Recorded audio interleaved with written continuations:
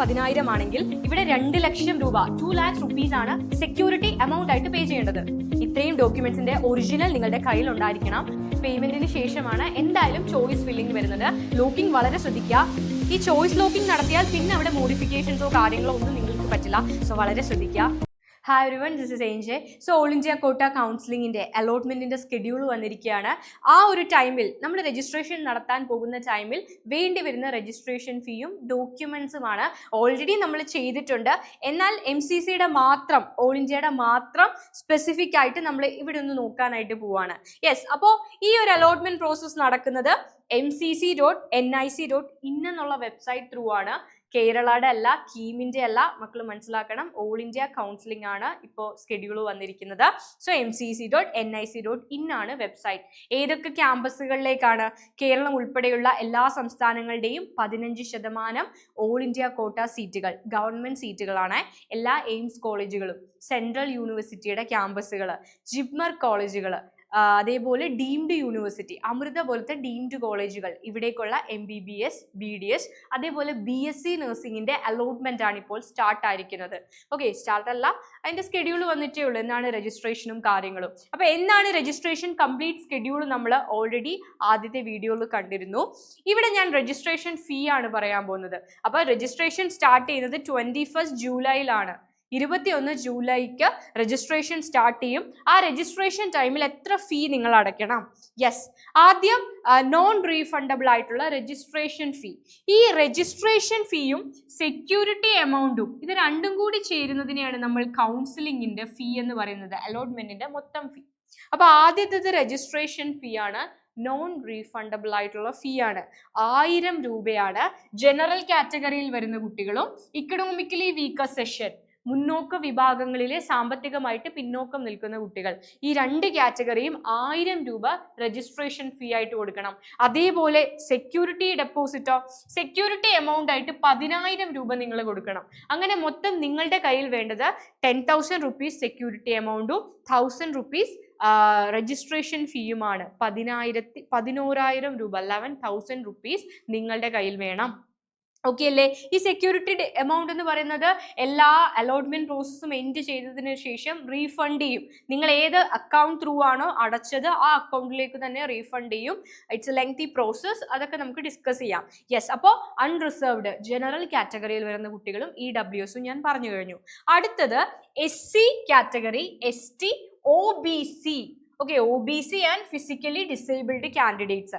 ഇത്രയും ആളുകൾ രജിസ്ട്രേഷൻ ഫീ ആയിട്ട് അടയ്ക്കേണ്ടത് 500 രൂപയാണ്. ഓക്കെ, 500 rupees ആണ്. മറ്റവർ 1000 ആണെങ്കിൽ ഇവർ 500 പ്ലസ് സെക്യൂരിറ്റി എമൗണ്ട് ആയിട്ട് നിങ്ങൾ അടയ്ക്കേണ്ടത് 5,000 rupees ആ, 5,000 രൂപയാ. അപ്പൊ മൊത്തത്തിൽ നിങ്ങൾ അടയ്ക്കേണ്ടത് 5,500. 5,500 രൂപയാണ് കൗൺസിലിംഗ് ഫീ ആയിട്ട് 21-ാം തീയതി നിങ്ങൾക്ക് ആവശ്യമായിട്ട് വരുന്നത്. ക്ലിയർ അല്ലേ?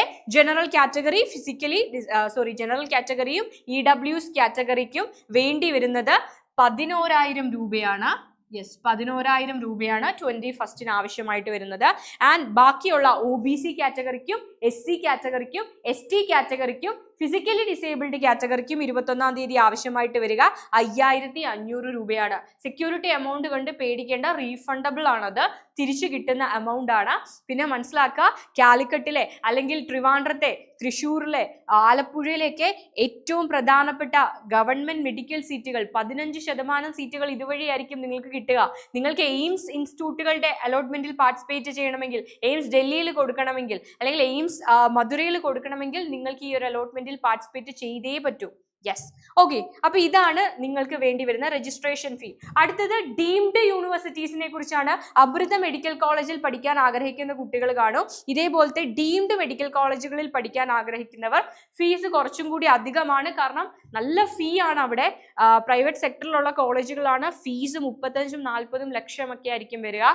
യെസ്, അവർ കൊടുക്കേണ്ടി വരുന്നത് അവിടെ 10,000 ആണെങ്കിൽ ഇവിടെ 2 ലക്ഷം രൂപയാണ് സെക്യൂരിറ്റി ഡെപ്പോസിറ്റ് ആയിട്ട് നിങ്ങൾ കൊടുക്കേണ്ടതായിട്ട് വരുന്നത്.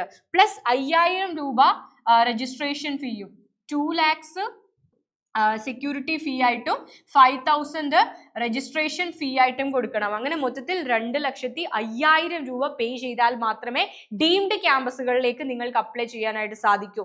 അതിന്റെ അലോട്ട്മെന്റ് പ്രോസസ്സും ഇപ്പോൾ തന്നെയാണ് സ്റ്റാർട്ട് ആകുക. MCCയുടെ വെബ്സൈറ്റ് ത്രൂ ആണ് മനസ്സിലാക്കേണ്ടത്. ഡീംഡ് യൂണിവേഴ്സിറ്റീസിലെ ഡീംഡ് കോളേജുകൾ, ഓൾ ഇന്ത്യ കോട്ട സീറ്റുകൾ, 15% ഓൾ ഇന്ത്യ കോട്ട സീറ്റുകൾ, ഇതിന്റെയൊക്കെ MBBS-ഉം BDS-ഉം അതേപോലെ AMU Aligarh Muslim university, Banaras Hindu university, central യൂണിവേഴ്സിറ്റികൾ, ജിപ്മർ ക്യാമ്പസുകൾ, 20 എയിംസ് ഇൻസ്റ്റിറ്റ്യൂട്ടുകൾ, ഇതൊക്കെ നടക്കുന്നത് ഒരേ സോഫ്റ്റ്വെയറിലൂടെയാണ്. അപ്പൊ നിങ്ങളുടെ പ്രയോറിറ്റി ഓർഡർ അനുസരിച്ച് നിങ്ങൾ കൊടുക്കുക, സെയിം സോഫ്റ്റ്വെയറിലായിരിക്കും നടക്കുക. യെസ്, അപ്പൊ ഇത് ക്ലിയർ ആണല്ലോ മക്കളെ? ഇനി ഒരു ഡൗട്ട് കാണും, ഡീംഡിലും അതേപോലെ തന്നെ ഗവൺമെന്റ് സീറ്റുകളിലും അപ്ലൈ ചെയ്യുന്ന കുട്ടികൾ ഏത് ഫീസാണ്? 2 ഫീസും അടയ്ക്കേണ്ടതായിട്ട് വരുമോ? അതായത് ഈ ഗവൺമെന്റ് MBBS BDS സീറ്റുകളാണ് ഇതൊക്കെ. ഈ ഗവൺമെന്റ് MBBS BDS സീറ്റുകളിലേക്ക് അപ്ലൈ ചെയ്യുന്നവരും ഡീംഡിലേക്ക് അപ്ലൈ ചെയ്യുന്നവരും രണ്ടുപേരും 2 ഫീസും അടയ്ക്കണോ? വേണ്ട. ഡീംഡിലേക്ക് അപ്ലൈ ചെയ്യുന്ന, രണ്ടിലും അപ്ലൈ ചെയ്യുന്ന കുട്ടികൾ ഏതാണോ ഹയർ ഫീ, ആ ഹയർ ഫീ അടയ്ക്കേണ്ടത്. അപ്പൊ രണ്ടിലും അപ്ലൈ ചെയ്യുന്ന ആളുകൾ ഡീംഡിന്റെ മാത്രം ഫീസ് അടച്ചാൽ മതിയായിരിക്കും. ഈ 2,50,000 അടച്ചാൽ രണ്ടിലേക്കും നിങ്ങൾക്ക് രജിസ്റ്റർ ചെയ്യാനായിട്ട് സാധിക്കും. Yes, okay. അപ്പോൾ രജിസ്ട്രേഷൻ ഫീ കഴിഞ്ഞു. ഇനി രജിസ്ട്രേഷൻ എന്ന് പറയുന്നത് വളരെ ഇമ്പോർട്ടൻ്റ് ആയിട്ടുള്ളൊരു പ്രോസസ്സാണ്. ഫ്രഷ് ആയിട്ട് നിങ്ങൾ രജിസ്ട്രേഷൻ നടത്തി കഴിയുമ്പോൾ തന്നെ പേയ്മെൻറ്റിൻ്റെ പേജ് ആയിരിക്കും വരിക. നിങ്ങളുടെ രജിസ്ട്രേഷൻ കഴിഞ്ഞാൽ, രജിസ്ട്രേഷൻ്റെ ടൈമിൽ നിങ്ങൾ NTA-യുടെ വെബ്സൈറ്റിൽ അപ്ലോഡ് ചെയ്ത കുറച്ച് ഇൻഫോർമേഷൻസും കാര്യങ്ങളും ഒക്കെ ആപ്ലിക്കേഷൻ ഫോമിൽ ഫില്ല് ചെയ്യേണ്ടതായിട്ട് വരും. ഓൺലൈനായിട്ടാണ്. അതൊക്കെ ഫില്ല് ചെയ്ത് കഴിഞ്ഞ് രജിസ്ട്രേഷൻ സക്സസ്ഫുള്ളി കംപ്ലീറ്റ് ആയാൽ പിന്നീട് വരുന്നത് പേയ്മെൻറ്റിൻ്റെ പേജ് ആയിരിക്കും. ആ പേയ്മെൻറ്റിൻ്റെ പേജിൽ ഞാൻ പറഞ്ഞ രജിസ്ട്രേഷൻ ഫീയും സെക്യൂരിറ്റി ഡെപ്പോസിറ്റും അടച്ചിട്ട് നിങ്ങൾക്ക് രജിസ്ട്രേഷൻ നടത്താനായിട്ട് സാധിക്കും. ഓക്കെ, കൗൺസിലിംഗ് ഫീ ആണത്. രജിസ്ട്രേഷൻ അപ്പോൾ പേയ്മെന്റ് നടത്തി കഴിഞ്ഞാൽ ഉടനെ ആയിരിക്കും പിന്നെ ചോയ്സ് ലോക്കിങ്ങിനുള്ള അല്ലെങ്കിൽ ചോയ്സ് ഫില്ലിങ്ങിനുള്ള അവസരം. പേയ്മെന്റ് സക്സസ്ഫുള്ളി നടത്തിയാൽ നെറ്റ് ബാങ്കിങ് വഴിയോ ക്രെഡിറ്റ് കാർഡ് വഴിയോ ഡെബിറ്റ് കാർഡ് വഴിയോ ഒക്കെ നിങ്ങൾക്ക് പേയ്മെന്റ് നടത്താം. അത് നടത്തിയാൽ ഉടനെ എന്ത് സ്റ്റാർട്ട് ചെയ്യും? നിങ്ങൾക്ക് വേണ്ട ഓപ്ഷൻസ് നിങ്ങൾക്ക് കൊടുക്കാനായിട്ട് സാധിക്കും. അതിനെയാണ് ചോയ്സ് ലോക്കിംഗ്. ഇപ്പം നമ്മൾ കീമിൻ്റെ എഞ്ചിനീയറിംഗുകാർ ഓപ്ഷൻ രജിസ്ട്രേഷൻ നടത്തുന്നുണ്ട്. അതേപോലെ നിങ്ങൾക്ക് ആവശ്യമായ ഓപ്ഷൻസ് പ്രയോറിറ്റി ബേസിൽ നിങ്ങൾ കൊടുക്കുക. എപ്പോഴാണ്? പേയ്മെന്റിന് ശേഷമാണ് അത് നിങ്ങൾക്ക് സാധിക്കുക. പേയ്മെന്റ് സക്സസ്ഫുൾ ആയെങ്കിൽ മാത്രമേ അത് ചെയ്യാനായിട്ട് സാധിക്കൂ. വൺസ് ചോയ്സ് ലോക്ക് ചെയ്താൽ പിന്നെ ഓൾട്ടർ ചെയ്യാനോ മോഡിഫൈ ചെയ്യാനോ ഒന്നും സാധിക്കില്ല. അപ്പോൾ വളരെ ശ്രദ്ധിച്ച് നിങ്ങളുടെ ഓപ്ഷൻസ് സബ്മിറ്റ് ചെയ്യുക. കറക്റ്റ് ആണ്, നിങ്ങൾക്ക് വേണ്ട ക്യാമ്പസുകളാണെന്ന് ഉറപ്പാക്കിയ ശേഷം മാത്രം ചോയ്സ് ലോക്കിംഗ് നടത്തുക. ചോയ്സ് ഫില്ലിങ്ങും ലോക്കിങ്ങും ഉണ്ട്. ഓക്കെ, ഫില്ല് ചെയ്ത് സബ്മിറ്റ് ചെയ്തതിന് ശേഷം അവസാനമായിട്ട് എല്ലാം ഓക്കെ ആണെങ്കിൽ മാത്രം കറക്റ്റ് ആയിട്ടുള്ള ടൈമിൽ, അവർ പറയുന്ന ടൈം ബൗണ്ടിനുള്ളിൽ തന്നെ ചോയ്സ് ലോക്കിംഗ് നടത്തുക. യെസ്, ഇനി ഈ പറയുന്ന എല്ലാ സർട്ടിഫിക്കറ്റ്സും അതിൻ്റെ ഒറിജിനൽസുമായിട്ട് വേണം നിങ്ങൾക്ക് അലോട്ട്മെന്റ് ലഭിച്ച ക്യാമ്പസിലേക്ക് പോകാനായിട്ട്. യെസ്, നമ്മൾ ഡീറ്റെയിൽഡ് ആയിട്ട് പറഞ്ഞിട്ടുണ്ട്. ഞാൻ ലാസ്റ്റ് ഇതിൻ്റെ കൂടെ ഇപ്പോൾ അതായത് അലോട്ട്മെന്റിന്റെ സ്കെഡ്യൂൾ പ്രകാരം ഫസ്റ്റ് റൗണ്ട് 21 ജൂലൈയിലാണ് സ്റ്റാർട്ട് ചെയ്യുന്നത്. 22-ാം തീയതി മുതൽ നിങ്ങൾക്ക് ചോയ്സ് ഫില്ലിംഗ് ആരംഭിക്കാം. അത് പേയ്മെന്റിന് ശേഷമാണെന്ന് ഞാൻ പറഞ്ഞു. രജിസ്റ്റർ ചെയ്ത് പേയ്മെന്റ് അത് കറക്റ്റായി കംപ്ലീറ്റ് ആയെങ്കിൽ മാത്രമേ ചോയ്സ് ഫില്ല് ചെയ്യാനായിട്ട് സാധിക്കൂ. ചോയ്സ് ഫില്ലിങ്ങും കാര്യങ്ങളും ഒക്കെ കഴിഞ്ഞ് August 1 നിങ്ങൾക്ക് റിപ്പോർട്ടിംഗ് ടൈം അല്ലെങ്കിൽ ജോയിനിങ് ടൈം പറഞ്ഞിരിക്കുന്നത്. ആ August 1 ആകുന്ന ടൈമിലേക്കും നിങ്ങൾ എന്ത് റെഡിയാക്കണം? ഈ പറയുന്ന എല്ലാ ഡോക്യുമെന്റ്സിന്റെയും ഒറിജിനൽസുമായിട്ട് വേണം പോകാൻ. Yes, admit card of NEET UG 2025 admit card NTA-യുടെ വെബ്സൈറ്റിൽ നിന്ന് ഡൗൺലോഡ് ചെയ്തെടുക്കുക. അതിൽ വേണമെങ്കിൽ ഒരു ഫോട്ടോ ഒക്കെ ഒട്ടിച്ച് തമ്പ് ഇംപ്രഷൻ ഒക്കെ കൊടുത്ത് സൈൻ ഒക്കെ ചെയ്ത് റെഡിയാക്കി വെക്കുക. നീറ്റിന്റെ സ്കോർ കാർഡ് അത് ഓൾറെഡി വന്നിട്ടുണ്ടല്ലോ, ആ PDF ഡൗൺലോഡ് ചെയ്തെടുക്കുക. ഡേറ്റ് ഓഫ് ബർത്ത് പ്രൂവ് ചെയ്യാനുള്ള സർട്ടിഫിക്കറ്റ്, SSLC സർട്ടിഫിക്കറ്റിൽ 10th സർട്ടിഫിക്കറ്റിലുള്ള ആളുകൾക്ക് അത് മതിയാവും. എല്ലാത്തിൻ്റെയും ഒറിജിനൽസ് കയ്യിൽ വേണം. അറ്റസ്റ്റ് ചെയ്ത കോപ്പിയും അതിൽ പറയുന്നുണ്ട്. അറ്റസ്റ്റ് ചെയ്ത കോപ്പി കൂടി എടുക്കുക. എല്ലാത്തിൻ്റെയും ഒരു 10 കോപ്പിയെങ്കിലും മിനിമം കയ്യിൽ കരുതിക്കോ. യെസ്, 10th സർട്ടിഫിക്കറ്റ് വേണം. +2 സർട്ടിഫിക്കറ്റ്സ്, മാർക്ക് ലിസ്റ്റ് ഉണ്ടെങ്കിൽ അത്, അല്ലാതെ എല്ലാ സ്കോർ കാർഡും കാര്യങ്ങളും SLC-യുടെയും 10th-ന്റെയും +2-ന്റെയും ID പ്രൂഫ്, ആധാറിൻ്റെയോ പാസ്പോർട്ടിൻ്റെയോ ലൈസൻസിൻ്റെയോ വോട്ടർ ID-യുടെയോ ഒറിജിനൽ കയ്യിൽ കരുതണം.